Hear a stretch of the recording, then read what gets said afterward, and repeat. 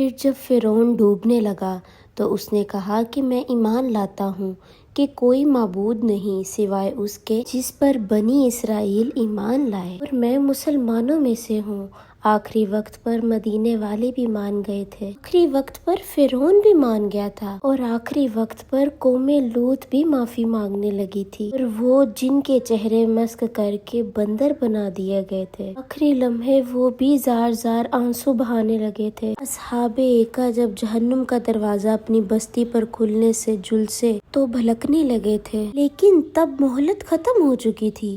آخری سانس پر تو سب مان جاتے ہیں، تختہ الٹ جاتا ہے تو بڑے سے بڑا مجرم بھی گڑ گڑانے لگتا ہے۔ اس وقت ان پر غیب کے راز منکشف ہو جاتے ہیں، دورانیہ پورا ہو چکا ہوتا ہے۔ پھر کوئی کیسے بھی مظلوم بننے کی کوشش کرے، معافی نہیں ملتی۔ توبہ کا ایک وقت ہے، ایک معیار ہے۔ فرعون کی پوری زندگی دیکھو، وہ جو خود کو سب سے بڑا سمجھتا رہا، لوگوں پر ظلم کرتا رہا، حضرت موسیٰ علیہ السلام کی دعوت کو جھٹلاتا رہا، لیکن جب پانی اس کے سر سے گزر گیا، موت سامنے کھڑی تھی، وہی شخص کہنے لگا کہ میں ایمان لاتا ہوں، لیکن اس وقت بہت دیر ہو چکی تھی۔ ایمان اس وقت لانا جب حقیقت آنکھوں کے سامنے کھل چکی ہو، وہ اختیار والا ایمان نہیں کہ جس کی آزمائش دنیا میں تھی۔ اللہ سبحانہ و تعالیٰ نے اسی واقعے کو قرآن میں محفوظ کر دیا تاکہ انسان سمجھ سکے کہ مہلت ہمیشہ نہیں رہتی۔ اسی لیے قرآن پاک ایک جگہ اور فرماتا ہے، یعنی جو لوگ گناہ کرتے رہتے ہیں اور جب ان میں سے کسی کے سامنے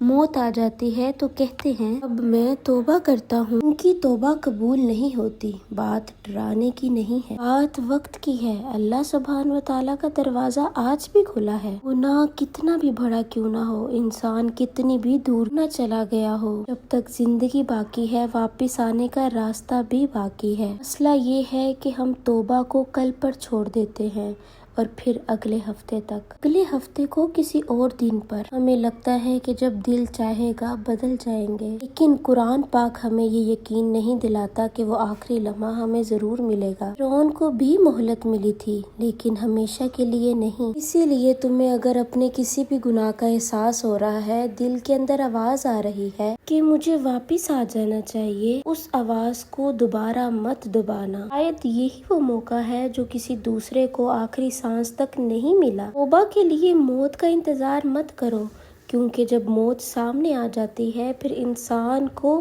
یقین تو آ جاتا ہے مگر اختیار ختم ہو جاتا ہے۔